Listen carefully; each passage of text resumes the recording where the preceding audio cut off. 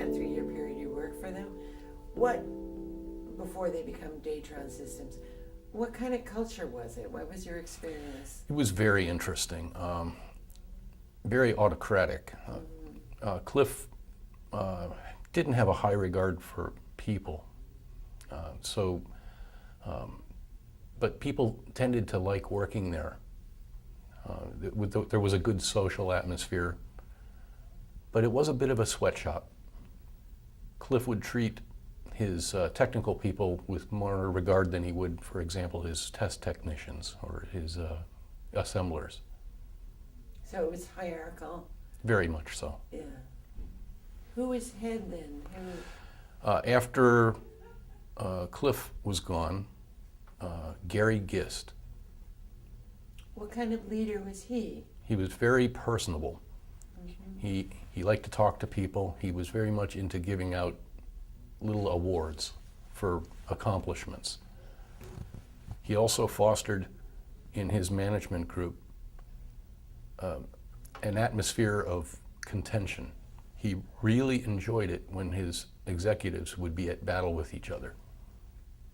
So during that period, there were a lot of walls erected. And it was fostered from the top. And this whole time, Dave Derby was the CEO of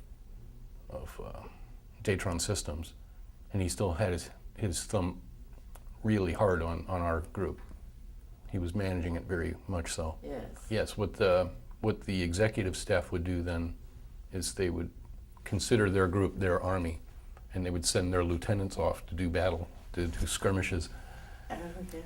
Wow. When Titan got in trouble, Titan kind of pointed the finger at Datron, indicating that maybe it was that division that was the problem, that was incorrect, and it took a long time for Art to extract us from that.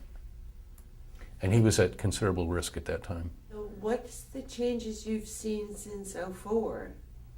Oh, it's been dramatic. Yeah. You know, the servant leadership model, just, you know, the proof is in the results that it's working. Mm-hmm. What do you see working in terms of the results? What kind of results are you seeing? I think the most important thing is that there's a mutual respect between all interactions now. I mean, there's no backstabbing. You don't have to, there's a transparency. People truly want to help each other. Excellent. Yeah. You know, now if you see a skirmish, people are quick to rush over to say, what's wrong? Let's get this fixed. Mm-hmm.